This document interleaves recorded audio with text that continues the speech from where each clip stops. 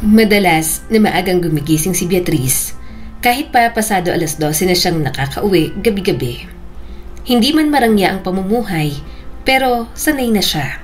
Sa edad na 18, marunong na siyang dumiskarte para sa sarili at para mairaos ang araw-araw. Working student siya, scholar sa eskwelahan, at nagtatrabaho sa isang maliit na cafe sa bayan. Nagsisilbi, naglilinis, at minsan ay nagkakasyear na rin. Pero kahit ganun ang katawan, hindi yon alintana ni Beatriz. Isa lang ang laman ng isip niya habang nagsusuklay ng buhok sa harap ng salamin. Yon ay ang makatapos ng kanyang pag-aaral. "Bea, anak, baon mo!" ani Aling Rosa, ang tinuturing niyang pangalawang ina. Sabay abot ng supot na may tinapay at isang pirasong saging. "Salamat, ma. Papasok na po ako." Sagot niya, sabay halik sa pisngi nito. Mahaba pa ang araw. Ang College of Monteres ay kilalang pamantasan sa lungsod, pangmayaman, pang-elite, kaya't hindi nakapagtataka kung bakit tila may sariling mundo ang mga estudyanteng nag-aaral doon.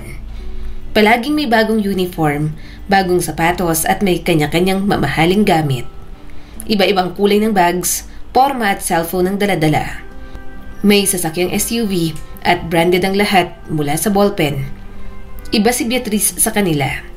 Payat, maaliwalas ang mukha at laging malinis manamit. Pero halata pa rin ang pagkakaiba. Luma ang sapatos, faded ang bag at walang mamahaling gadgets. Scholar siya ng eskwela, isang karangalan, ngunit para sa iba, isa itong kahihiyan.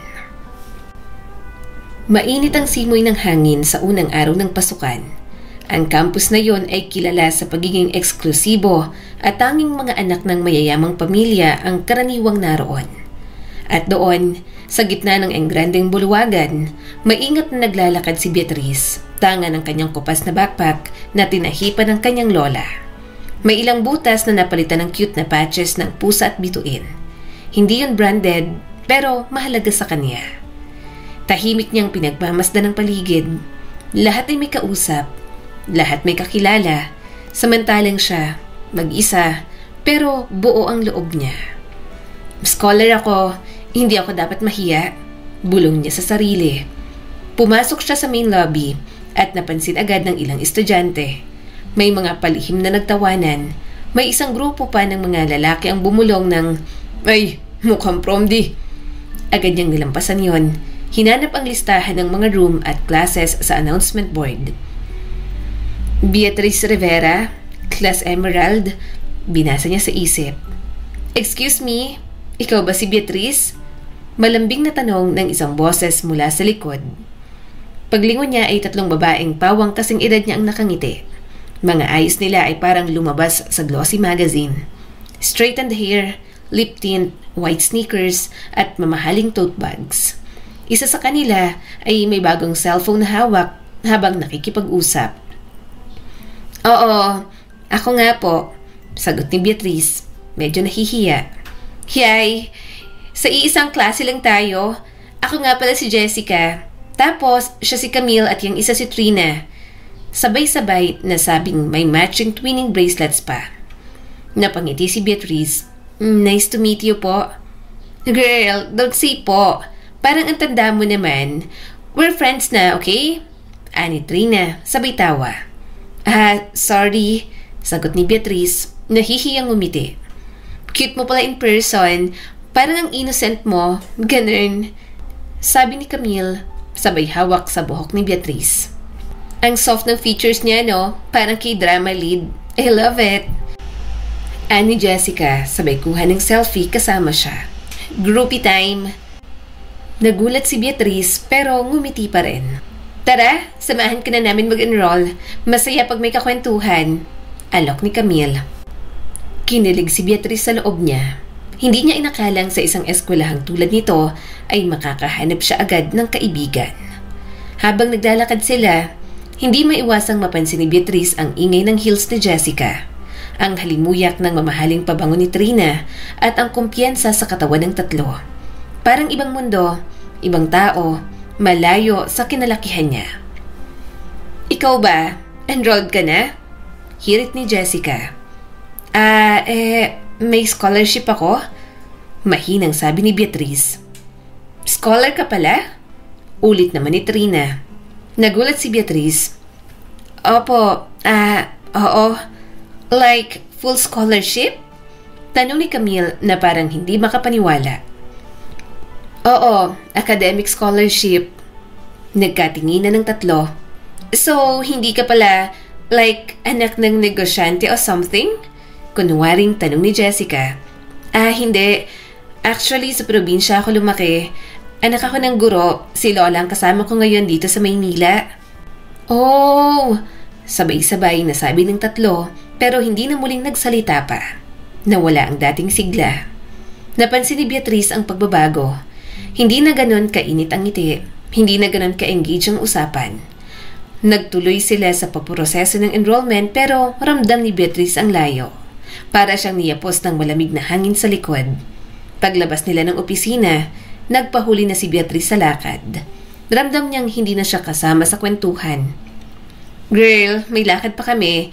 Kita-kits na lang sa mismong first day ani Jessica, sabay halik sa hangin.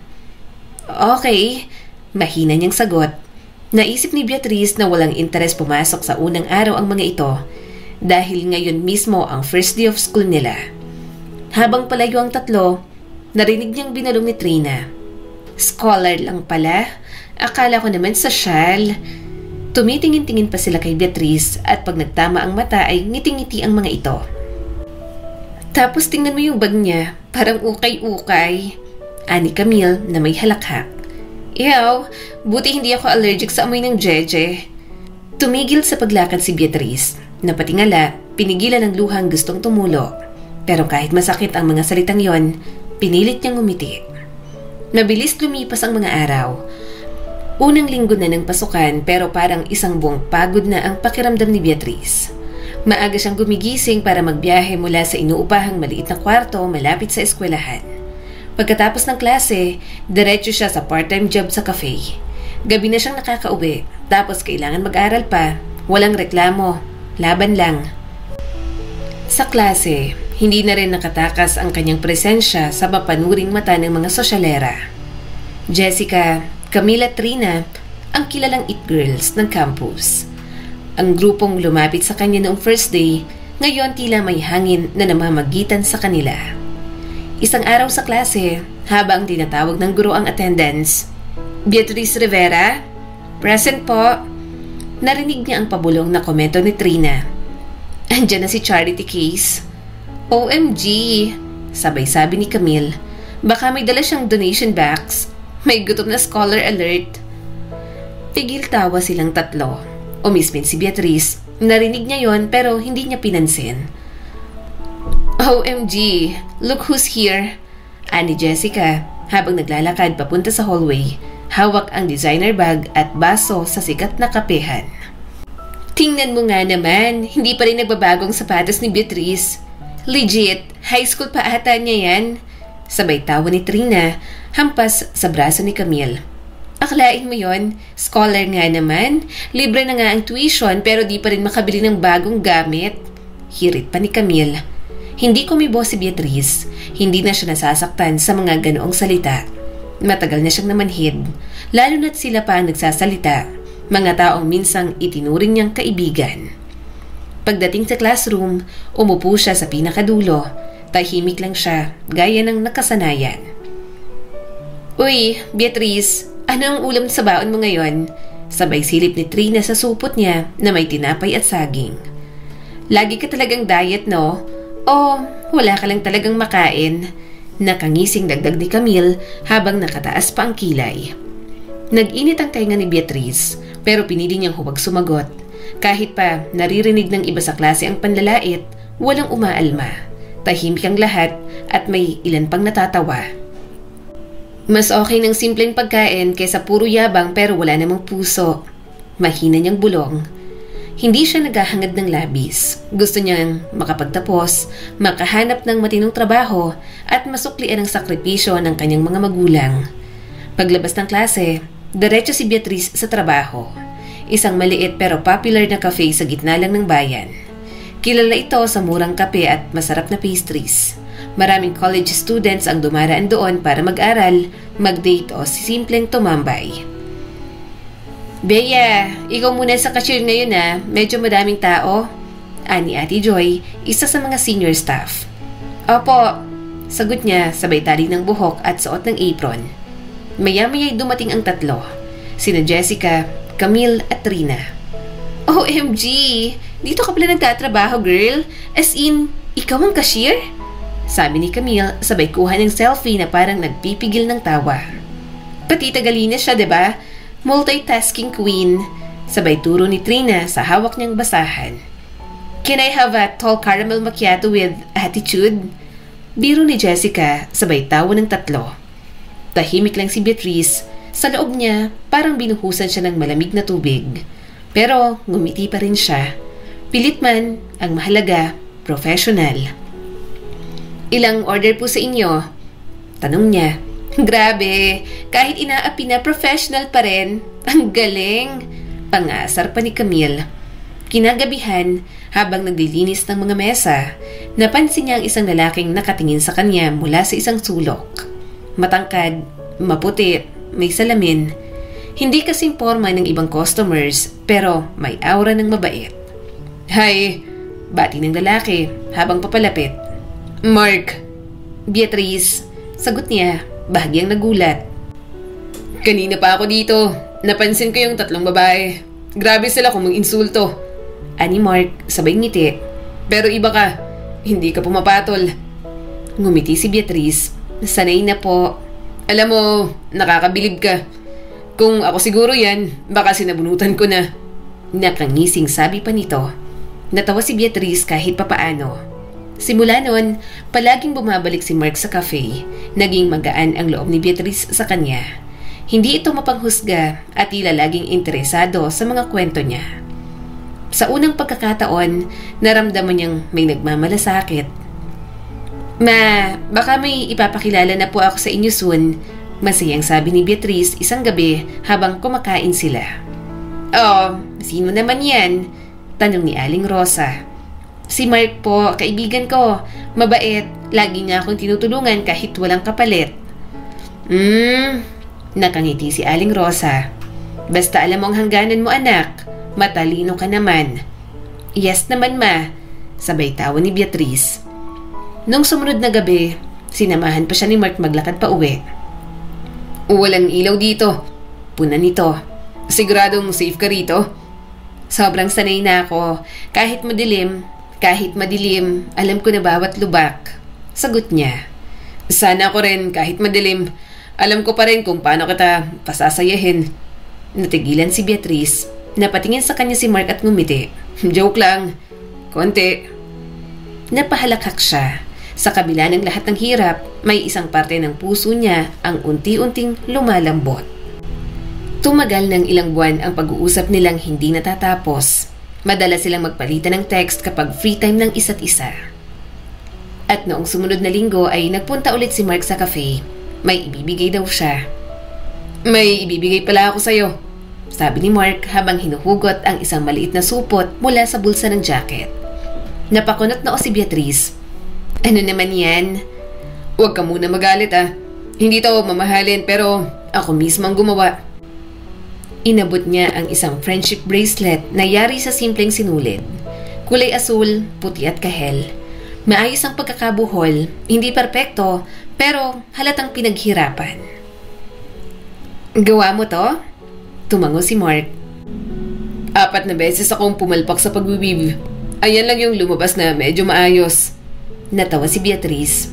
Bakit mo naman naisip gumawa? Kasi gusto ko lang maalala mo na kahit minsan, meron kang taong pinili kang samahan sa gitna ng lahat. Na kahit may umaapi sa'yo, may isa namang naniniwala sa'yo. Isang nagmamahal. Napayuko si Beatrice. Naramdaman niyang may kung anong init na gumapang sa dibdib niya. Iba si Mark. Totoo ang tingin nito sa kanya. Hindi tulad ng iba. Salamat, Mark. Mahina niyang sambit habang isinuot ang bracelet sa kaliwang kamay. Hindi mo alam kung gaano kalaking bagay yan sa akin. Ngumiti si Mark. Hindi mo rin alam kung gaano kalaking bagay na tanggapin mo yan. Ngunit hindi nagtagal ang kaligayahan ni Beatrice. May tinatago palang sekreto si Mark. Isang gabi, nakita niya ito sa parking lot ng school kasama si Jessica. Nag-uusap ang dalawa kaya naman naisipan niyang lumapit. Naulinigan niya ang mga katagang. "Bayad na yan, alam mo nang gagawin mo, 'di ba?" Mahinang bulong ni Jessica habang inaabot ang sobre kay Mark. Nanlaki ang mga mata ni Beatrice mula sa kinalalagyan. Parang gumuho ang mundo niya. Gabi na, walang tunog sa loob ng kanyang maliit na kwarto maliban sa mahinang kaluskos ng bentilador. Nakaupo si Beatrice sa sahig, yakap-yakap ang tuhod habang nakatitig sa maliit na kahon ng alahas sa harap niya. Dahan-dahan niyang binuksan yon at sa loob ay naroon pa rin ang friendship bracelet na ibinigay sa kanya ni Mark. Ang taling ng pag-asang pinanghawakan niya noon. Kulay asul, puti at kahel. Bahagyang kupas na ang sinulid pero malinaw pa rin ang buhol sa gitna. Bumalik sa isipan niya ang tagpo noong ibinigay ito ni Mark. Ang ngiti nito, ang titig, ang paalala nitong may isang taong naniniwala sa kanya. Pero lahat ng yon, isang malaking kasinungalingan lang pala. Napasinghap siya habang unti-unting niluwagan ng tali sa pulso niya. "Bakit mo ginawa to, Mark?" Bulong niya sa sarili. "Bakit mo ko pinaniwala?" Isang patak ng luha ang bumagsak sa bracelet. Sumunod pa ang marami. Hindi siya kumagulgol pero ramdam ang bigat ng bawat luha. Parang tahimik na pagyanig sa dibdib niya. Gusto niyang itapon ang bracelet, ipakain sa apoy, punitin, sirain, pero hindi niya magawa. Dahil kahit sinaktan siya, alam niyang hindi lahat ay kasinungalingan. Ramdam niya yon sa bawat tawa nila, sa bawat sandaling genuine ang pag-aalaga ni Mark. Pero hindi na mahalaga ngayon kung alin ang totoo. Maingat niyang inilagay ang bracelet sa loob ng kahon at parahang isinara. Inilagay niya ito sa pinakailalim ng kanyang drawer, sa pinakailalim ng kanyang puso.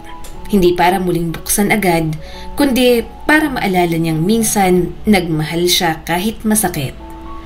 Nang gabing yon, natulog siyang umiiyak, tahimik lang pero buong-buo ang loob. Isa na naman itong sakit na kailangang pagdaanan. Isa na naman itong aral na kailangan niyang yakapin. Magmula noon ay iniwasan niya na si Mark. Noong makaramdam ang binata na may alam na si Beatrice sa sekreto niya, hindi na muna ito nagpakita pa sa kanya. Isang araw, pagpasok niya sa klase, tahimik ang lahat. Pero ramdam niya ang mga sulyap. "Uy, may bagong chismis," bulong ng isa sa likod. Si Beatrice daw, sinabihan si Mark ng "I love you", tapos na-reject. Nagtawanan ang lahat. Isang buong classroom ang nagkaisa sa panlalait sa kanya. Wala siyang nasabi. Sa hallway, nakasalubong niya ang tatlo. "Grabe ka, girl. I mean, in love ka sa kanya? Bayad lang siya, FYI", ani Jessica habang ngumiti ng malupit. "Gamit-gamit ka lang, girl. Real talk", dagdag pa ni Camille. Umiiyak siyang lumabas ng campus. Sa sulok ng cafe, sa huling pagkakataon, umupo si Beatrice at nagsulat sa maliit na notebook. "Kapag dumating ang araw na nasa taas na ako, hindi ko kailangang ipagmalaki dahil alam ko kung saan ako nanggaling." At sa araw ding iyon, nagdesisyon siyang hindi na magpapalokong muli. Tapos na ang pagiging tahimik, tapos na ang pagpaparaya, pero hindi siya magiging katulad nila. Magiging matagumpay siya, hindi para gumanti, kundi para mapatunayan sa sarili na kaya niya. Lunch break noon, kumakain si Beatrice ng mag-isa sa gilid ng cafeteria. May baon lang na tinapay at juice mula sa termos. Dumaan ang tatlong babae sa harap niya. "How? Look at her," ani Jessica. "Bakit di mo kami sinabihan? Magdadala sana kami ng food drive." Nagtawanan ang tatlo. "Sis, may promo ata sa cafeteria. Libre pagkain pag scholar ka, no?" dagdag ni Trina. Nakatitig lang si Beatrice sa lunch. Ayaw niyang patulan. Sa halip, inulit-ulit lang niya sa isip. Matatapos din to. Matatapos din. Sa hallway, habang papasok ng klase. "Uy, Beatrice," tawag ni Camille. "Galing mo sa math kanina." Ngumiti si Beatrice. Nagbaka sakaling sincere iyon. "Sana all may utak, kahit wala kang branded shoes, no? sabay tingin sa kanyang worn-out rubber shoes na may tagpi. Shoes pa lang, Beatrice, we already know your net worth. Singit ni Trina sabay turo sa sapatos. Grabe kayo, ani Jessica. Let's not be mean. Pero lumingon siya kay Beatrice at sabay sabing, kasi kahit anong galing mo girl, sa mundo namin, appearance pa rin ang titingnan, hindi lang utak. Natahimik lang si Beatrice, pero parang may kirot sa dibdib niya na hindi niya maipaliwanag. Hindi lang basta panlalait, kundi ang damdaming ginawang katawa-tawa ang kanyang pagkatao. Isang araw sa klase, ipinaggrupo-grupo ang mga estudyante. 3 kada grupo. Napunta si Beatrice sa grupo ni na Jessica at Camille. Ma'am, can we switch group mates? Tanong ni Jessica. It's not that we don't like her, pero you know, hindi kasi siya nagkakasundo sa style naming dalawa. Hindi pumayag ang guro. Pagkaupo sa grupo, bumulong si Camille. We're not doing all the work ha. Ikaw na bahala sa report. You're the smart one, right? Oo, don't expect us to carry you. Dagdag ni Jessica. We have lives. Kinausap sila ni Beatrice. Sige, ako nang bahala. Basta sabihan nyo lang kung anong gusto nyong part sa presentation. Whatever. Ani Camille habang nag-aayos ng kuko. Tinapos ni Beatrice ang buong report. Gumawa siya ng visual aids, script, PowerPoint. Pagdating ng araw ng presentation, nag-effort siya para makabawi man lang sa grupo. Matapos ang reporting, lumapit ang guro sa kanila. Very good Group 3. Jessica and Camille, good delivery. Beatrice, mahusay ang materials. Pagkaupo, narinig niyang bumulong si Jessica. Bakit siya pang pinuri? Ginawa ko ang intro. Akala mo naman, siya lang ang may ambag. Ani Camille. Papansin lang talagang mga taong galing sa hirap. Wala pa ring imik si Beatrice, pero pagka-uwi niya, hindi niya napigilang mapaluha. Umuwi siya sa bahay na pagod at habang naglalaban ng uniform ay hindi niya na napigilang umiyak. Lola, bakit ganito? Mahina niyang bulong sa sarili. Namimiss niya ang namayapa niyang lola. Pero sa puso niya, may sigaw na hindi naririnig ng iba. Hindi ako susuko. Isang araw magugulat sila kung sino talaga ako. 3 araw nang hindi pumapasok si Beatrice, na natili lang siya sa kwarto, walang ganang kumain, walang balak bumangon. Sa totoo lang, noon pa siya hindi okay. Nagsimula ito noong makita niyang tumanggap ng pera si Mark mula kay Jessica. Tila nagdilim na ang buong mundo niya. Akala niya pagkatapos ng lahat, may isang taong tunay. Pero kahit pala ang kaibigan na balak niyang ipakilala sa magulang ay isa lang rin kasangkot sa panlilinlang. Bakit parang lahat na lang gustong saktan ako? Bulong niya habang yakap ang lumang unan. Pagbalik niya sa pamantasan, malamig ang pagtangkap ng paligid. Hindi dahil gusto niyang bigyan ng katahimikan, kundi dahil may inihahandang panibagong panlalait. Pagsapit ng lunch break, wala siyang kausap. Sa gilid siya ng garden na upo, malapit sa fountain. Tahimik na kumakain ng baon, tinapay at palamang peanut butter. Nakalagay pa sa lumang plastic na balot ng tinapay. Naglakad ang 3 palapit. Alam mo girl, umpisa ni Jessica habang bitbit ang tray ng cafeteria meal. Ang social life mo, parang daon mo, luma, boring at walang lasa. Nagtawanan. Lumapit si Camille at walang sabi-sabi, binuhusan ng orange juice ang tinapay at ulo ni Beatrice. Oops! Sorry! Akala ko basura. Ani Camille, pilya ang ngiti. Hala girl, baka naman yan lang ang baon niya for the day. Ani Trina, habang kunwaring nag-aalala. Nagtapon pa ng pera itong si Trina. 1,000 piso. Pero hindi yun pinansin ni Beatrice. Tumahimik lang siya habang nagpupunas. Ang lalim ng paghinga niya, hindi siya umalis. Hindi siya lumingon. Tumayo lang siya at kinuha ang nabasang tinapay at tinapon sa basurahan. Ilang araw pang lumipas at isang umaga pagdating niya sa locker, may papel na nakasabit sa pinto nito. Scholar, kawawa. Hindi ka bilang dito, kawawang sosyal-sosyalan. Nilakihan pa ng font, printed sa papel, nakadikit sa locker gamit ang masking tape. May emoji pa ng basurahan sa gilid. May mga estudyanteng huminto at binasa yon, sabay tawa. Yung iba, kinuhaan pa ng picture at pinost sa group chat. Ang OA naman ng locker display ni Beatrice, sabi ng isa. New artwork? Tiningnan lang yun ni Beatrice, malalim ang buntong hininga, tapos dahan-dahang pinilas ang papel, itinupi at itinapon sa bag. Isang araw, bumisita si Mark muli sa cafe. Dala ang paborito niyang kape, yung dark mocha na laging libre niya noon. Beatrice, tawag nito, mahina ang boses. Wala akong order. Malamig niyang tugon habang pinupunasan ng mesa. Please, pakinggan mo naman ako kahit sandali lang. Huminto siya sa ginagawa, tumingin kay Mark, diretso sa mga mata nito. Hindi ako galit dahil niloko mo ko. Galit ako dahil pinaniwala mo kung totoo ka. Tahimik si Mark. May dahilan ako. Hindi ko akalaing maapektuhan ako. Tinanggap ko lang yung pera kasi... Alam mo ba kung gaano kahirap magtiwala kapag ang bawat taong lumalapit sa'yo may kapalit na layunin? Bea, nagsimula akong plastic pero naging totoo ang pakikitungo ko hanggang sa... Pinutol siya ni Beatrice. Hanggang sa nakita kita kasama nila. Tumatawa habang ako ang pinagtatawanan? Walang naisagot si Mark. Minsang umuulan, basa si Beatrice habang naglalakad paakyat sa campus. Wala siyang dalang payong habang ang iba'y may mga sasakyan, may driver at may yaya pa. Pagdating sa entrance, biglang tumalsik ang tubig mula sa kotse ni Jessica. Dumaan ito ng mabilis sa gilid niya at pagkatapos bumaba ng kotse si Trina. Oops, sorry, may tao pala doon. Wait, teka, tao ka ba? Sigaw ni Trina habang tumatawa. Girl, baka malusaw, dagdag pa ni Camille. Umiiyak na si Beatrice sa ilalim ng ulan, pero hindi dahil sa pagkabasa, kundi dahil sa kawalan ng kakayahang baguhin ang kanyang buhay. Lumipas ang panahon, nakaraos siya sa mga huling linggo ng semester. At sa huli, siya pa rin ang nanguna. Siya pa rin ang tumanggap ng medalya. Siya pa rin ang nagpamalas ng talino at tiyaga.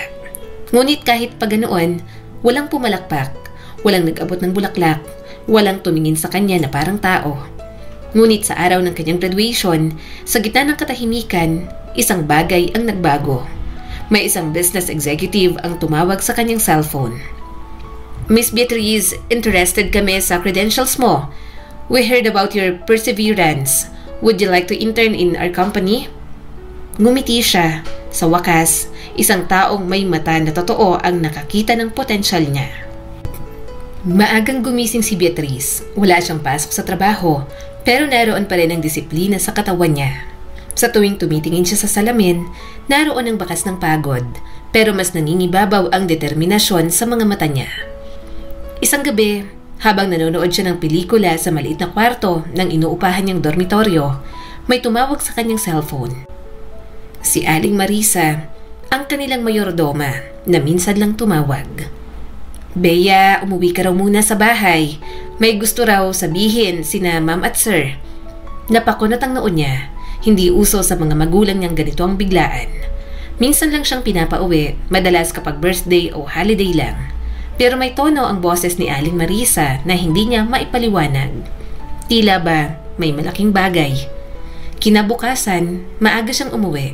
Doon siya sinalubong ng yakap ng kanyang tunay na ina, si Doña Regina at ama niyang si Don Roberto. Sa katahimikan ng mansyon na tinitirhan ng mga ito, doon siya dinala sa isang silid na hindi niya pa nararating noon. Isang mini library na parang may antigong lamesa at maraming frame ng lumang dokumento. Beatrice, panimula ng kanyang ama, panahon na siguro para malaman mong lahat. Umupo siya, kabado, habang tinititigan ang mga mata ng kanyang mga magulang. Naramdaman niyang hindi ito basta-bastang usapan lang. Hindi ka namin pinalaki sa marangyang buhay. Hindi dahil gusto ka naming pahirapan. Sabi pa ng kanyang ama, habang marahang hawak ang kamay ni Beatrice. Ginawa namin yon para matutunan mong yakapin ang tunay na halaga ng buhay. Napakurap naman siya. Ibig niyong sabihin, anak, pagmamayari natin ang Rivera Group of Companies, dugtong ni Don Roberto. At ikaw ang kaisa-isa naming tagapagmana. Nanlaki ang mga mata ni Beatrice. Bigla siyang natahimik. Ang Rivera Group of Companies na tinitingala ng marami, pag-aari pala nila. Totoo po ba ang lahat ng to, Mama? Sabi ni Beatrice. Tumango-tango ang dalawa. Buong akala niya may kaya lang ang kanilang pamilya, na caretaker lang sila ng mansyon na tinitirahan ngayon. Pero bakit niyo itinago? Naging scholar ako, working student, sobrang hirap po. Ilang beses na akong nabully, pinahiya, nainis, nagalit at nagwala. Kung alam mo lang, putol na Regina. Baka hindi mo natutunan kung paano tumayo sa sarili mong mga paa.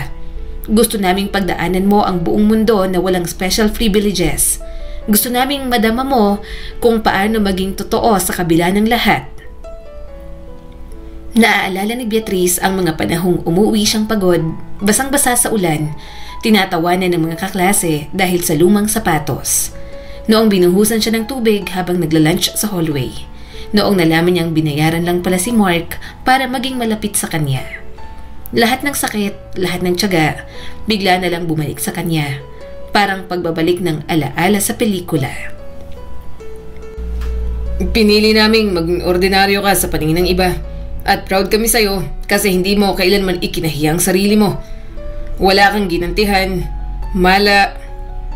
Wala kang ginantihan. Mas pinili mong manahimik, magpakabuti at magpursige. Tumulo ang luha ni Beatrice. Hindi niya alam kung dapat siyang matuwa o mainis. Pero sa puso niya, may umuusbong na kakaibang pakiramdam. Pag-unawa. Simula ngayon, ikaw na ang isa sa mga pangunahing stockholder ng kumpanya. Aralin mong pamunuan yon, sabi ng kanyang ina habang iniaabot ang dokumento. Pero may kondisyon. Bago mo tuluyang hawakan ng kabuuan, gusto naming gumawa ka ng proyektong kusa mong sisimulan. Something na galing sa puso mo. Huminga muna siya ng malalim bago nagpakawala ng ngiti si Beatrice. Hindi siya mag-aaksaya ng pagkakataon. Mabilis lumipas ang 2 taon. Sa isang maliit ngunit modernong cafe malapit sa University Belt, nakaupo si Beatrice. Ngayon ay naka-business attire habang pinagmamasdan ang mga batang working student na pumipila para mag-apply bilang scholar sa kanyang bagong tayong foundation. Tinupad niya ang bilin ng kanyang mga magulang. Nagtayo siya ng sariling negosyo mula sa personal savings at bonus na galing sa trust fund. Mula sa simpleng cafe kung saan dati siyang cashier at tagalinis ng mesa, siya na ngayon ang nagmamay-ari ng 5 branches. Pero higit pa roon, ang puso ng kanyang proyekto, ang Beatrice Rivera Foundation, isang scholarship program para sa mga working students. Hindi niya ipinagmalaki ang kayamanan niya. Hindi siya sumulpot sa school na naka-designer bag o mamahaling kotse. Mas pinili niyang manahimik at hayaan ang aksyon niyang magsalita. Isang araw, habang nasa isang business summit na dinaluhan ng mga young professionals at media, inanunsyo ng board ng Rivera Group ang bagong operations manager. Walang iba kundi si Beatrice Rivera. Nagulat ang marami, pero mas nagulantang ang mga dati niyang kaklase na kasalukuyan palang nagtatrabaho bilang empleyado sa kumpanya. Kasama na rito sina Jessica, Camille at Rina. Ang mga babaeng minsang naging kaibigan niya at pagkatapos ay naging pinakamalupit na yumurak sa kanya. Siya si Beatrice? Halos hindi makapaniwala si Jessica habang nakatingin sa stage. Operations manager ng Rivera Group? Pero scholar lang siya noon. Paano? Nagtatrabaho lang siya sa cafe dati. Hirit ni Trina. Unti-unti silang nalugmok sa sariling hiya habang pinanonood si Beatrice na ngayon ay malakas, buo at mas mataas na sa kanila ngayon.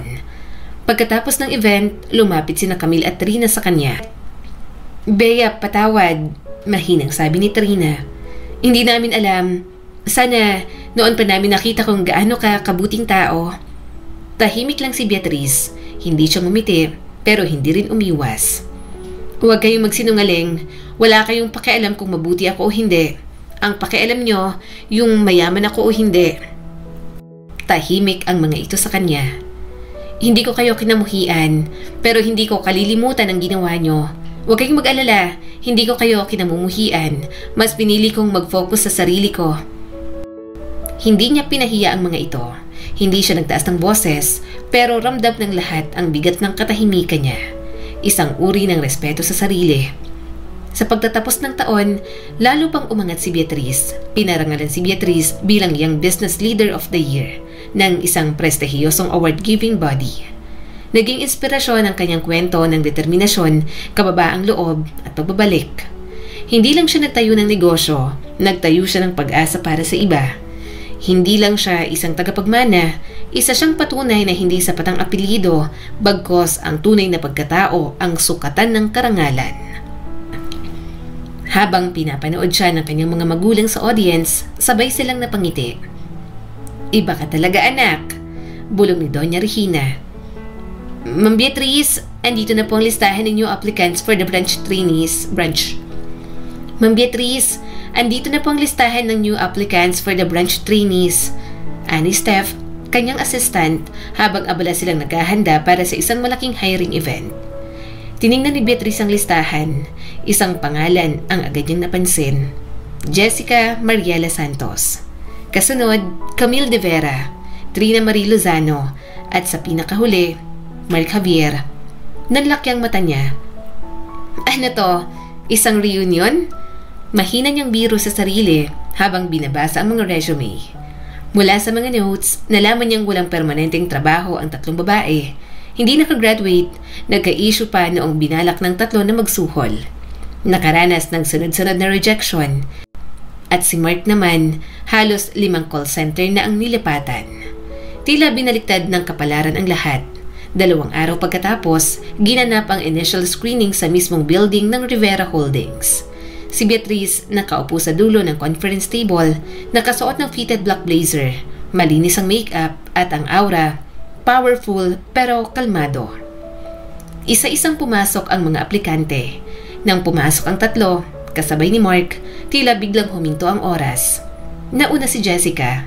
Nagkatinginan sila ni Beatrice. Ang dating palaban na si Jessica, ngayon ay tahimik, bit-bit ang brown envelope at nandilimahid ang confidence. "Name?" tanong ng HR officer. Jessica Santos po." Si Camille, payat na payat, ang dating pino ang kilos, ngayon ay parang nagmamadaling ma-approve. Si Trina, wala na ang dating posture, may eye bags, stress sa muka. Si Mark, tahimik at hindi makatingin. Tumingin si Beatrice sa kanila.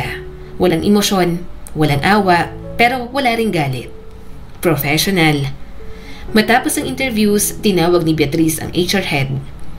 "Gusto ko silang ilagay sa ibang department muna. Observation lang. Let's see how they perform." "Ma'am, sila po yung dati nyong..." "Alam ko," putol ni Beatrice, "pero hindi ko gagamitin ang posisyon ko para gumante." "Hindi pa," isip-isip ni Beatrice. Tumango ang HR. Sa isip nito, ibang klase talaga si Ma'am Beatrice. Lingid sa kaalaman ni na Jessica, Camila, Trina at Mark, nagsisimula ng isang unti-unting pagbagsak sa mundo nila na dati puno ng kayabangan, habang tahimik silang pinapanood ng taong minsan nilang minamaliit. Si Beatrice Rivera, ang kanilang bagong boss. Maagang nagsidatingan ang bagong batch ng trainees. Marami sa kanila ikabado, pero may ilan din na may dalang kumpiyansa. Kumpiyansang hinugot hindi sa talento, kundi sa nakasanayang pribilehiyo. Isa na rito si Jessica. Bit-bit ang Louis Vuitton knock-off bag, nakapulidong make-up at may nakabounce pa ng buhok. Nakahilt sa loob ng building kahit ilang beses na siyang natisod. Kasama niya sina Camille at Trina. Parehong hindi sanay na sumailalim sa orientation na wala silang kilala o koneksyon. "Girl, sabi nila mabait daw yung management dito. Basta daw maganda ang PR mo, pasok ka agad sa permanent position," sabi ni Trina habang inaayos ang blazer na halatang hiniram lang. "Whatever, baka nga after a month mapansin agad tayo. Eh tingnan mo nga yung ibang kasama natin, mga fresh grads na mukhang hindi pa marunong mag-email," sagot ni Camille sabay irap sa isang aplikanteng naka-white polo at faded black slacks. Tahimik si Mark sa tabi nila. Hindi na siya gaanong sumasabay sa yabang ng tatlo. Mula nang mawala si Beatrice sa buhay niya, parang hindi na siya buo. Lumipat-lipat siya ng trabaho. Umalis sa bahay ng pamilya at ngayon naghahanap ng panibagong simula. Hindi niya alam, ang simula ay kasabay pala ng pagbabalik ng isang alaala. Pinatawag sila sa isang HR room. Doon nakasaad ang magiging department nila. Sa loob ng 3 buwang observation period. Wala silang alam kung sino ang CEO. Ang pagkakaalam lang nila, isang mysterious na babae daw ang bagong pinuno ng Rivera Holdings, pero hindi pa ipinapakilala sa publiko. Si Jessica ay assigned sa records and documentation, habang si Camille ay natoka sa field operations and logistics. Samantalang si Trina ay sa canteen and warehouse inventory na punta, habang si Mark sa customer service, voice accounts ang destination. Wait, voice accounts? Like call center? Reklamo ni Mark nang mabasa ang papel. Tahimik lang ang HR personnel. All assignments are final, observations lang ito. Let your work speak for you. Napangiwi si Trina. As in, sa warehouse talaga? Hindi ba pwedeng sa admin na lang? Hindi ito modeling agency. Sagot ng HR officer, walang bahid ng biro.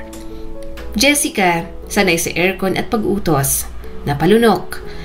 Sa records department kasi, ang trabaho ay scanning, filing, archiving, paulit-ulit na pagkilos. Hindi ito glamorous, hindi ito Instagrammable. Si Camille naman, umarte pa rin. Sige, mas madali siguro ito kaysa sa mga group projects ng college. Wala sa kanilang nakaramdam na isa lang silang butil ng sistemang iyon, at lalong wala sa kanilang nakakuha na ang sistema ay pagmamayari ng taong pinagtawanan nila noon. Unang linggo sa trabaho ni Jessica. Bakit ako nang inuutusang mag-scan ng ganito karaming documents? Reklamo ni Jessica habang bitbit ang 2 tambak ng purchase order forms. Hindi lang ikaw, lahat kayo. Baguhan kayo kaya huwag kayong mag-inarte. Sagot ng isang senior staff na matanda pa sa tatay ni Jessica. Araw-araw, bitbit niya ang papel, iniiwasan ng toner, iniingatan ng kuko. Ngunit sa bandang hapon, halos humulas na ang makeup niya. Minsan may natapon siyang kape sa logbook. Hindi siya sinigawan, pero pinagsulat siya ng incident report. Sa unang pagkakataon, napahiya siya hindi dahil sa itsura niya, kundi sa pagkukulang niya. Naka-assign si Camille bilang assistant ng isang delivery supervisor. Akala niya paperwork lang, ngunit sa loob ng 1 linggo, pinasama siya sa 3 field inspections. Tumapak sa mga construction site, humawak ng clipboard, sumulat habang pawis na pawis. Miss Camille, kaya mo ba magbuhat ng folder o gusto mo pa ng sariling secretary? Biro ng field staff. Ngumiti siya pero sa isip niya, paano to? Bakit ganitong trabaho ko? Sa warehouse, pinagsusulat si Trina ng daily logs para sa kantin. Ilang itlog, ilang kape, ilang pack ng noodles. Nung una okay pa, pero nung pinagawa na siya ng physical inventory, doon siya napaluha. Ma'am, pakisama sa listahan tong bagong delivery. 45 packs ng gatas. Ani Kuya Pedro, isa sa mga permanenteng staff. 45? Sa inventory sheet, 35 lang. Sagot ni Trina. Di, ako mag-a-adjust? Oo, ikaw nga ang inventory, hindi ba? Napamura siya sa loob-loob, pero sinunod pa rin. Naka-headset buong araw si Mark, paulit-ulit ang greeting. Good day, thank you for calling Rivera Holding. This is Mark, how may I help you? Kung noon ay suave siya sa panliligaw, ngayon ay pinapagalitan siya ng kliyente dahil lang sa late delivery. Isang beses, pinagsabihan siya ng team lead. Hindi ito call a babe line ha, trabaho to. If hindi ka focus, tanggal ka agad. Napailing na lang siya. Sa bawat department, tahimik na pinapanood ni Beatrice ang performance nila. May access siya sa weekly reports, productivity logs at disciplinary records. Pero higit sa lahat, may access siya sa CCTV. Tahimik siyang nanonood, gabi-gabi sa kanyang opisina. Tahimik pero mapanuri. Nakita niya si Jessica habang palihim na nagpapahinga sa storage room, bitbit ang cellphone at gumagawa ng trending na sayaw. Nakita niya si Camille habang nagrereklamo sa field supervisor dahil ayaw umapak sa putik. Nakita niya si Trina habang nagpapasama sa staff para sa photo op sa loob ng warehouse na may aesthetic na ilaw. At nakita niya si Mark habang tahimik na tumutulong sa isang senior na hindi marunong mag-login sa system. Tumigil siya sandali sa footage na yon, tinitigan ng screen, tahimik, malalim. Sa loob ng isang linggo, dumami ang performance feedback. Si Jessica ay inconsistent attendance habang si Camille ay poor cooperation. Attitude problem ang problema ni Trina. Samantala, si Mark ay may improvement, cooperative at punctual. Dito napaisip si Beatrice. Kahit masama ang simula, may karapatang magsimulang muli. Pero ang tunay na ganti ay kapag konsensya na nilang sumisigaw. Isang memo ang pinost sa bawat department. All trainees are required to attend the third quarter evaluation summit. Attendance is mandatory, executive presence expected. Business attire required. Nagkatinginan ng 4. Summit? Ibig sabihin, makikilala na natin ng CEO? Baka ito ng desisyon kung sino ang i-retain. Sis, I'm not ready. Basta, walang ako mapahiya. Bulong ni Jessica habang ini-straight ang buhok. Tahimik si Mark sa loob niya. May kaba. Hindi dahil baka matanggal siya, kundi dahil sa posibilidad na baka si Beatrice ang humarap sa kanila. Hindi pa siya sigurado, pero may bahagi sa kanya ang nagsasabing may dahilan kung bakit ganito ang nangyayari. Sa itaas ng building, sa executive lounge, tahimik na nakaupo si Beatrice. Suot ang simpleng black dress, pulido ang buhok, hawak ang isang maliit na envelope na naglalaman ng pangalan ng mga trainees. Tumayo ang kanyang secretary. Ma'am, ready ng venue. Nasa stage na po ang AV presentation niyo. Tumango si Beatrice. Sa screen, nandoon ang title. Rivera Holdings Third Quarter Evaluation Summit led by CEO Beatrice Rivera. Ngumiti siya. Hindi mapanghamak, hindi mapaghigante. Kung hindi magpanatili ng dignidad, ngunit handang ipamukha ang katotohanan sa mga dating nang api sa kanya. Sa executive hall sa loob ng Rivera Holdings main office, 3 p.m. noon ang evaluation summit. Lumalalim ang paghinga ni Jessica habang hawak-hawak ang kanyang envelope. Suot ang itim na dress at naka-high heels kahit masakit ng talampakan. Hindi ito dahil gusto niyang gumanda, kundi dahil ito ang huling alas na alam niyang gumagana. Ang itsura. Sa likuran niya, si Camille, abalang nag-aayos ng buhok gamit ang front camera ng cellphone. Sa kaliwa nila, si Trina, nilalamig sa aircon habang pasimpleng sumisilip sa mga ka-trainings kung may mas maganda ba sa kanya. Tahimik si Mark, suot ang simpleng polo at slacks. Wala siyang cellphone sa kamay. Wala ring arte sa ayos. Tanging puso lang ang bit-bit niya, pati na rin ang kaba. May malalim na dahilan. Biglang dumilim ang hall, tumahimik ang lahat. Nagsimulang gumalaw ang LED screen sa harap. Unti-unting umilaw ang mga salitang, Rivera Holdings Evaluation Summit, Know the Woman Behind the Empire. Sunod-sunod ang litratong lumitaw. Isang batang babae na bitbit ang lumang backpack na may tagpi. Isang estudyante na nagtatrabaho sa cafe habang nagsusulat ng report. Isang graduation photo, valedictorian, nakasimpleng toga. Isang black and white shot ng babaeng yon sa harap ng laptop, may hawak na vision plan. Isang larawan ng pamilyar na ngiti, malambing, tahimik, hanggang sa unti-unting lumitaw ang pangalan. Beatrice Rivera, CEO, Rivera Holdings. Founder, Beatrice Rivera Foundation.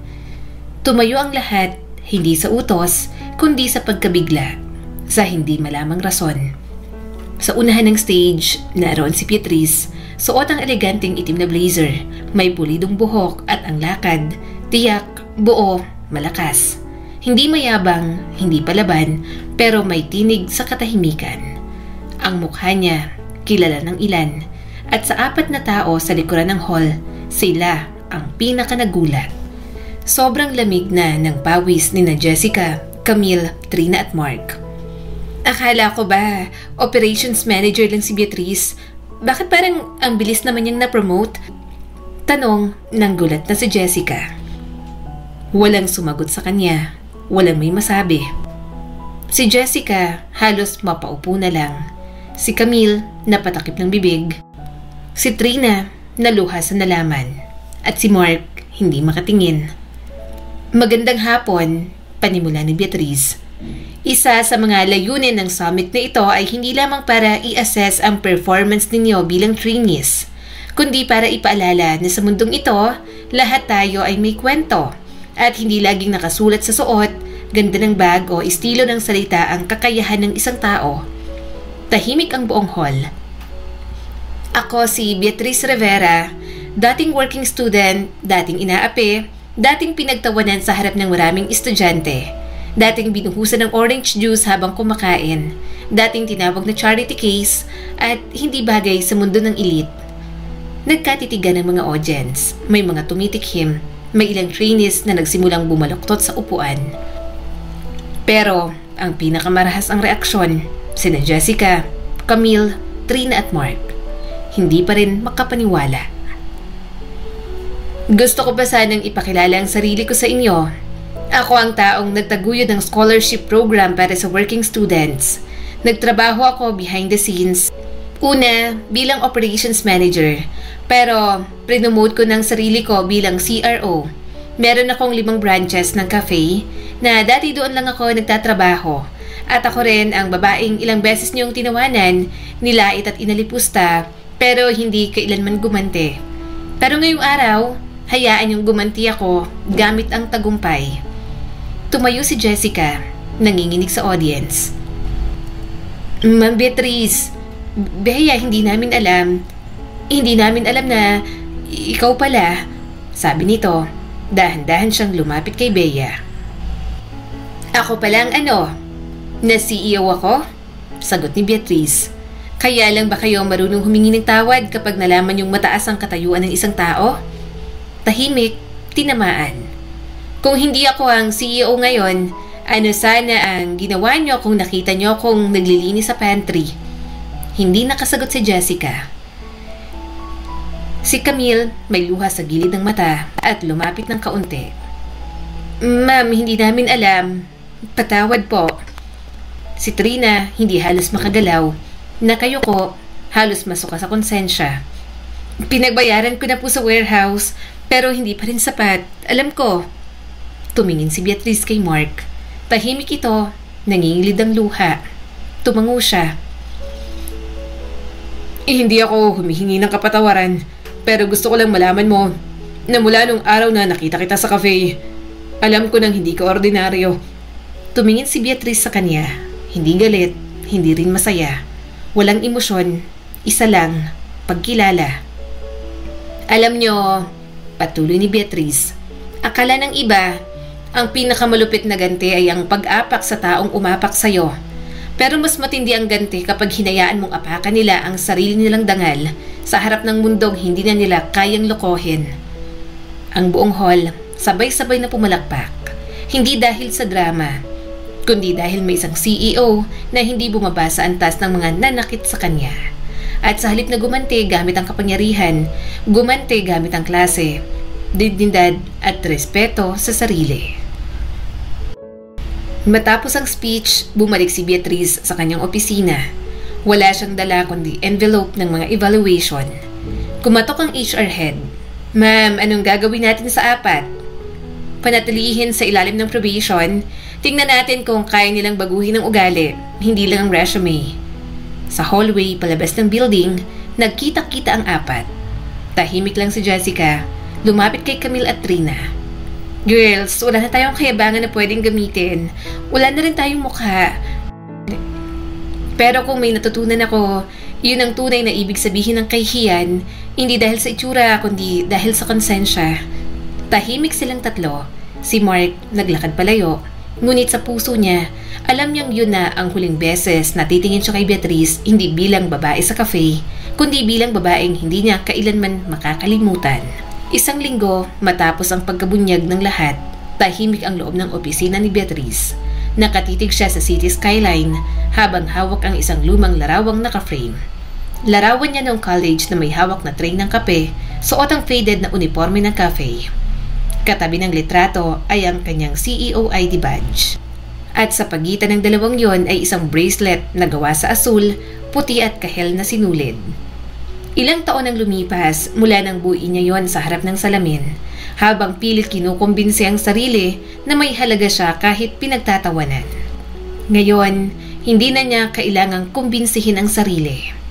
Sa ibang bahagi ng building, sina Jessica, Camille at Trina ay patuloy na nagtatrabaho sa ilalim ng probation. Wala ng designer bags, wala ng social media updates, at higit sa lahat, wala ng yabang. Si Jessica sa records department ay natutong umupo ng diretsong likod, tumanggap ng utos at itama ang mga pagkakamali kahit na hindi siya pinupuri. Nakaramdam siya ng bigat sa dibdib tuwing nakikita si Beatrice sa hallway. Hindi dahil sa takot, kundi dahil sa hiya. Hiyang hindi kayang tabunan ng foundation o concealer. Samantala, si Camille sa logistics, natutong makisama sa team, natutong humawak ng checklist at makinig sa feedback. Sa bawat beses na tinatanong siya ng mga katrabaho kung okay lang siya, sinasagot niya ng mas okay kaysa sa dati. Sabay ngiti, bitin, pero totoo. Trina, sa warehouse, naging masigasig sa daily tasks.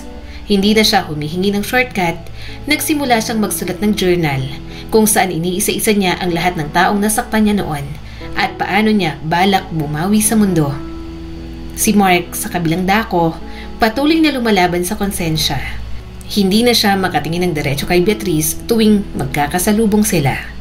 Ngunit araw-araw, sinusulat niya ang mga natutunan niya mula rito, hoping that someday he'd earn the right to speak to her again. Sa meeting sa executive office, Ma'am Beatrice, Annie Step, ang assistant niya. Nasa phase 2 na po tayo ng foundation project.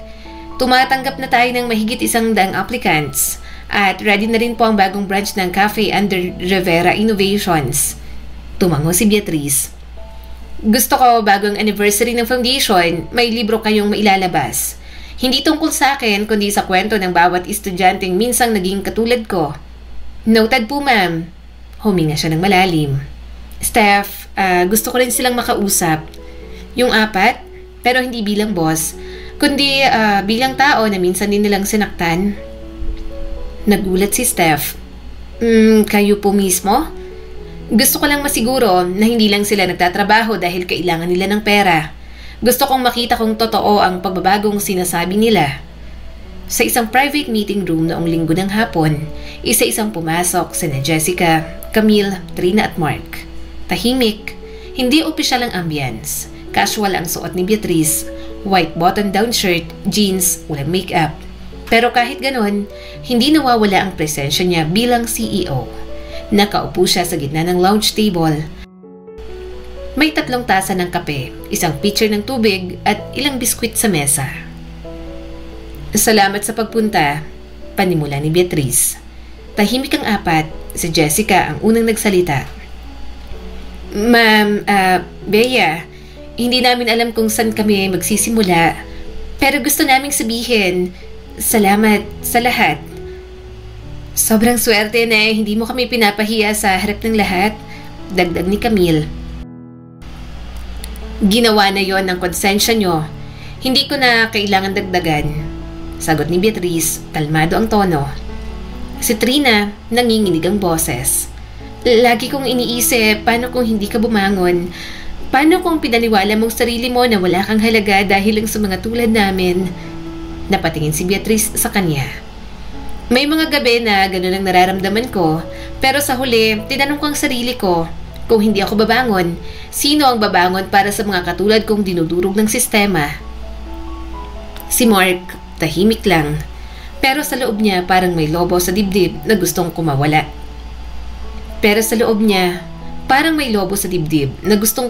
na.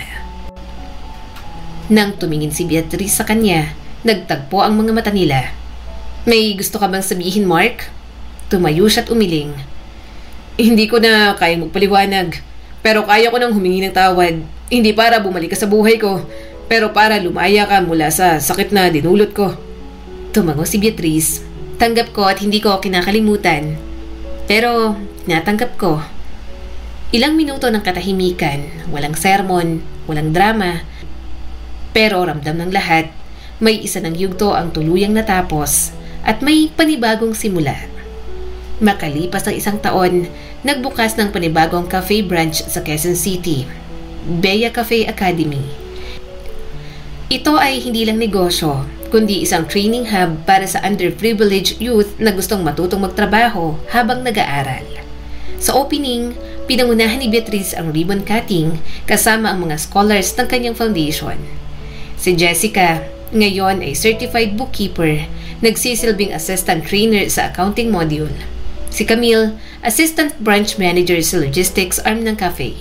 At si Trina, nagbalik sa pag-aaral at ngayon ay volunteer sa foundation. Si Mark, hindi na nakikita sa building. Umalis na siya, lumipat ng probinsya at nagtayo ng sarili niyang maliit na printing business. Pero tuwing may letter drop sa opisina ni Beatrice, may isang laging dumarating. Walang lagda, pero may tanong. Pwede na ba akong maging mabuting tao kahit huli na ang lahat? Hindi siya sumagot. Pero sa huling Christmas party ng foundation, isang lalaking volunteer ang dumalo. Hindi kilala ng iba, pero ngumiti si Beatrice nang makita ito. Tahimik, walang drama pero sapat na. Hawak ni Beatrice ang microphone sa harap ng mga scholars, volunteers at media sa annual foundation night. Marami ang nagtatanong kung bakit ko sinimulan ng foundation na to. Bakit ako bumalik para sa mga kabataang walang kaya, walang pangalan at walang koneksyon? Ang sagot ko ay simple, dahil minsan ako ang batang yon.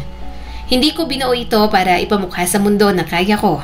Binubuo ko to para tulungan ang mundo na makita kung ano ang hindi nila kayang tingnan, ang halaga ng bawat taong inaapak-apakan nila. Umulan ng palakpakan sa silid, at sa dulo ng gabi, habang papalabas si Beatrice sa event hall, may lumapit na batang babae.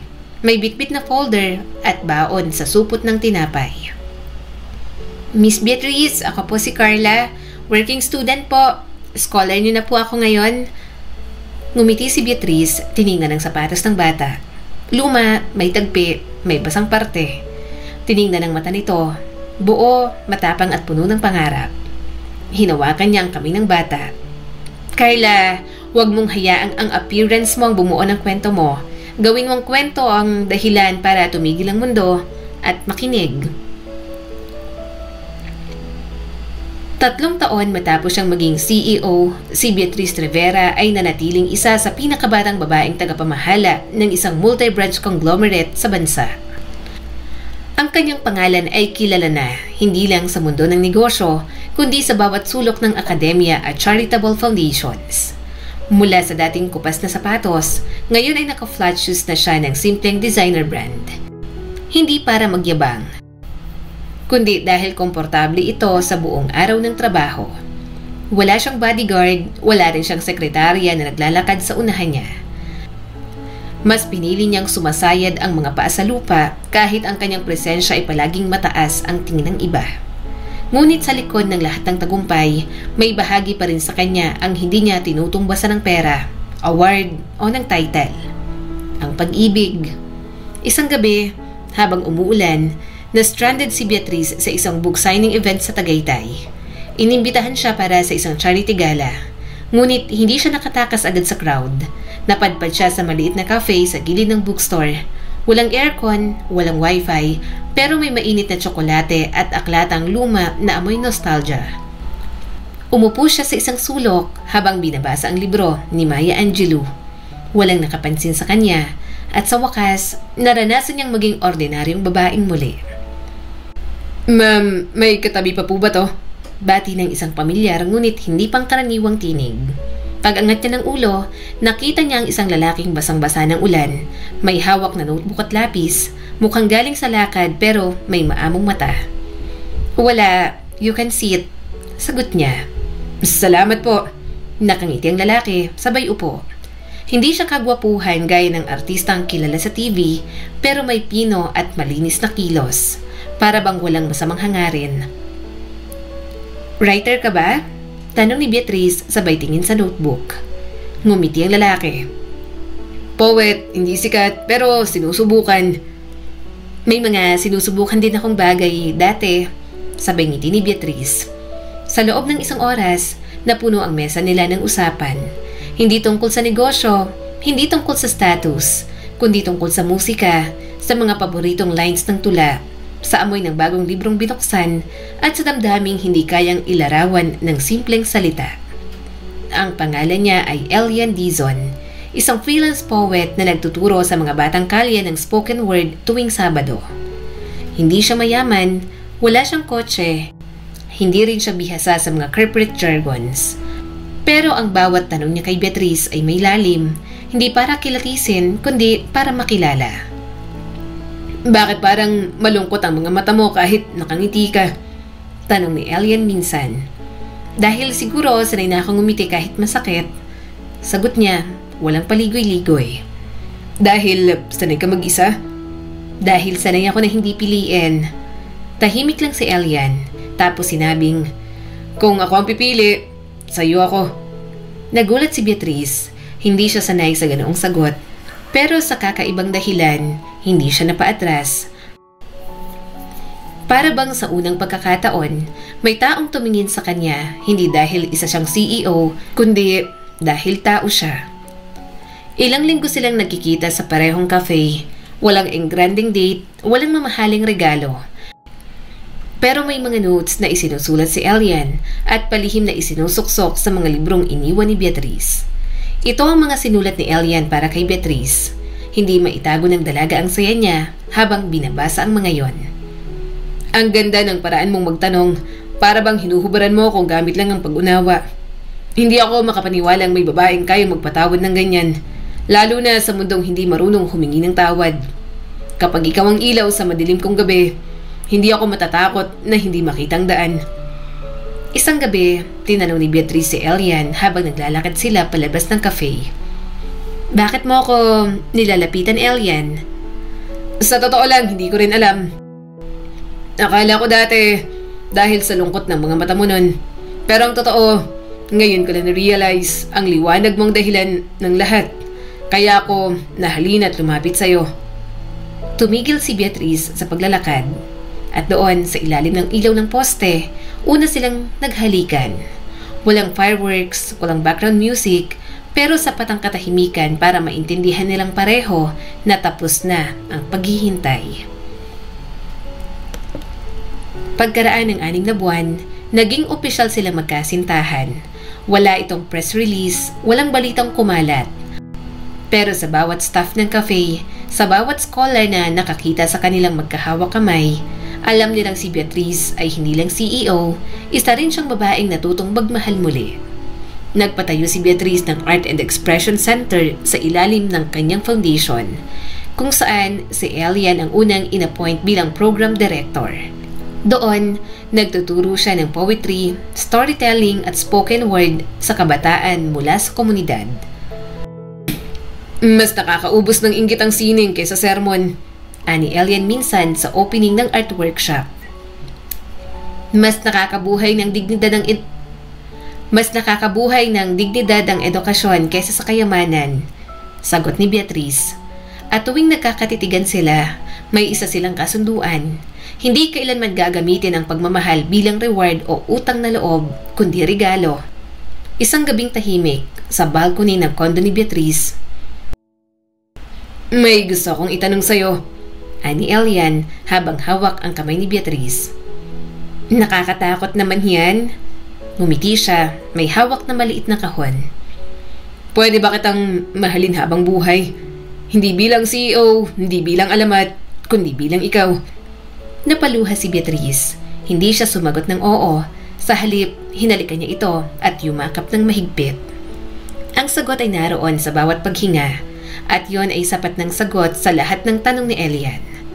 Sa isang event ng foundation, may bata na lumapit kay Beatrice habang bitbit ang lumang bag na may tagpi. Ma'am Bea, paano po kayo naging matagumpay kahit maraming nananakit sa inyo? Lumuhod si Beatrice, hinawakan ng kamay ng bata. Dahil hindi ko hinayaang wasakin ng sakit ang puso ko, pinatibay ko to at ginamit kong sandata ang kabutihan. Lumingon siya kay Elian, nakangiti sa di kalayuan habang kausap ang mga estudyanteng nagsusulat ng tula. At darating ang araw, anak, na may isang taong magmamahal sa iyo ng buo, hindi dahil sa ganda mo o talino mo, kundi dahil nakita niya kung paanong pinili mong manatiling mabuti sa mundong gusto kang baguhin. Dahil sa dulo, ang tunay na tagumpay ay hindi lang ganti sa mga nang-aapi. Ito ay ang lakas ng loob na magmahal muli kahit lahat ng karanasan mo ay nagtulak na tumigas ang puso mo. At si Beatriz Rivera, ang dating charity case ng Monteres, ay naging simbolo ng pagbangon, tagumpay at pag-ibig. Hindi perpekto ang mundo, pero sapat na ang dalawang kamay ni Elian na magkahawak para ipaglaban itong muli. 3 taon na ang lumipas mula nang ikasal sina Beatriz at Elian, tahimik ngunit makabuluhan ng kanilang buhay. Isang balanse ng board meetings, poetry sessions, pagtulong sa komunidad at masayang gabi ng tahimik na pagyayakapan sa ilalim ng ilaw ng sala. Nanirahan sila sa isang payapang bahay sa Antipolo. Mula roon, tanaw ang lungsod na minsang naging saksi sa mga luha at laban ni Beatriz. Ngayon, ang bawat silid sa kanilang tahanan ay may kasaysayang sarili. Mga litrato ng mga scholars, mga trophy ng foundation, mga painting ng mga batang tinulungan nila. At sa gitna ng lahat, may bagong liwanag na dumaragdag sa bawat araw. Ang kanilang anak, si Amaya. Si Amaya ay isinilang sa isang malamig na Disyembre. Hindi planado ngunit minahal agad. Si Beatriz na minsang hindi sigurado kung kaya pa niyang magmahal ng buo, ngayon ay isa ng ina. At si Elian, isang dating makata na kontento na sa kanyang mga tula, ngayon ay isang ama na may bagong inspirasyon. Pinili nilang pangalanan ng anak na Amaya, na nangangahulugang liwanag. Para kay Beatriz, siya ang patunay na kahit anong hirap, darating ang panibagong simula. Habang nagpapahinga si Beatriz pagkatapos manganak, si Elian ay hindi umalis sa tabi niya. Siya ang nagpalit ng lampin, nagluto ng sopas, nagsulat ng maikling tula sa notebook tuwing napapatingin sa anak. Mula sa luhang pumatak noon, ngayon ay ngiting hindi kayang ikubli. Habang lumalaki si Amaya, lumawak rin ang mundo ni Beatriz. Hindi niya iniwan ang foundation. Sa halip, isinama niya si Amaya sa kanyang mga biyahe. Mga feeding program, scholarship interviews, at youth summits. Sa edad na 3 taon, alam na ni Amaya kung paano bumati sa mga volunteer. Marunong siyang makinig sa mga batang kasing edad niya habang kinikwento ng mga ito ang kanilang mga pangarap. Isang araw, habang pinupunasan ni Beatriz ang galos sa tuhod ng anak, biglang sabi ni Amaya, "Nay, gusto ko rin tumulong sa mga bata, yung walang pambili ng libro." Napangiti si Beatriz. "Wow, sure anak, ipagpatuloy mo ang ginagawa ng mama." Kasabay ng paglaki ni Amaya, ang pagtupad ng panibagong proyekto, ang Amaya's Corner, isang reading nook sa mga lugar na walang library. Maliit ito, may mga banig, shelves ng librong pambata, crayons at drawing paper. Tuwing linggo, may libreng storytelling si Elian habang nanonood ang mga bata, kabilang na si Amaya. Ang proyekto ay simpleng ideya lang sa una. Ngunit nang makita ito ng isang news outlet, naging viral ang video ni Amaya habang nakaupo sa gitna ng mga bata na mas bata pa sa kanya. Mula noon, dumami ang sponsors, dumami rin ang volunteers. Sa ilalim ng Rivera Foundation, nagsimula ang 5 bagong Amaya's Corner sa iba't ibang probinsya. Kahit abala, hindi nagbagong ugnayan ng mag-asawa. Sa gabi, habang tulog na si Amaya, sabay silang nagkakapi sa porch. Nanonood ng bituin o kaya'y binabasa ni Elian ang isa sa mga tula niyang hindi pa pinapost sa online. "Minsan iniisip ko," ani Elian, "kung paano tayo umabot dito. Dahil hindi tayo lumihis," sagot ni Beatriz. "At dahil ikaw ang pinili ko," dagdag niya sabay kuha sa kamay ni Elian. Tahimik, payapa, pero puno ng lalim. Hindi kailanman naging pabaya si Elian sa kanyang tungkulin bilang asawa. Hindi rin isinantabi ni Beatriz ang kanyang paninindigan bilang leader. Ang kanilang relasyon ay hindi perpekto, pero laging nakasandig sa respeto at pagdamay. Makalipas ang ilang taon, naging opisyal na bahagi si Amaya ng bawat proyekto. At habang siya'y lumalaki, lalo rin siyang napapansin ng publiko. Hindi dahil anak siya ng kilalang tao, kundi dahil marunong siyang makinig, umunawa at tumulong. Hindi nila pinalaki si Amaya sa karangyaan. May driver pero nagji-jeep minsan. May gadgets pero mas pinapahalagahan ng aklat. May tagapangalaga pero tinuturuan pa rin siyang magligpit ng laruan. Naging prinsipyo ni Beatrice at Elian na walang mas hihigit sa batang lumaking may malasakit. Sa huling anibersaryo ng foundation, hindi si Beatrice ang speaker. Hindi rin si Elian, kundi si Amaya. Hindi ko alam kung gaano kalalim ang sakripisyo ng nanay at tatay ko. Panimula niya.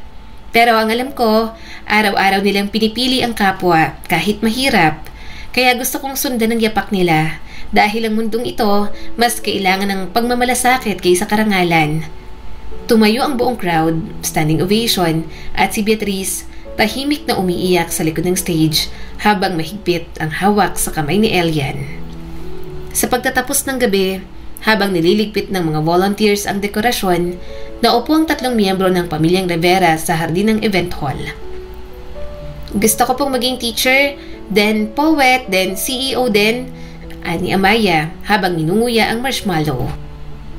Pwede lahat anak, sagot ni Elian.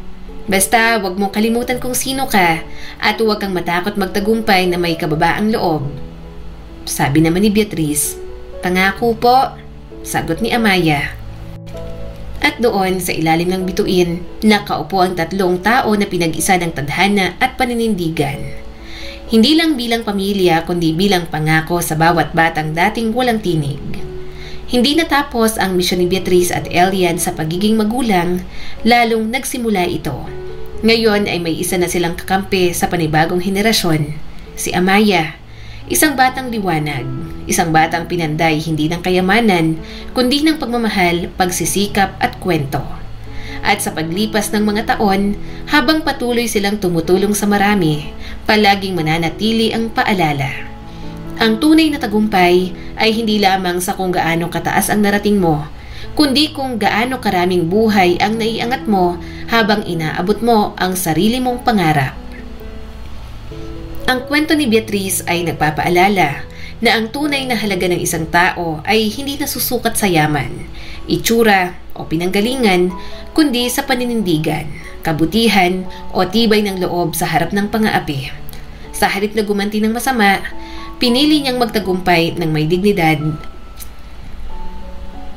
At sa huli, ang mga dating nanlalait sa kanya ay natutong yumuko sa harap ng isang babaeng hindi kailanman nagpababa ng sarili para gumanti. Muli, ako po si Skylar Guro at sana may bago na naman kayong natutunan sa kwento natin ngayon. Maraming salamat po.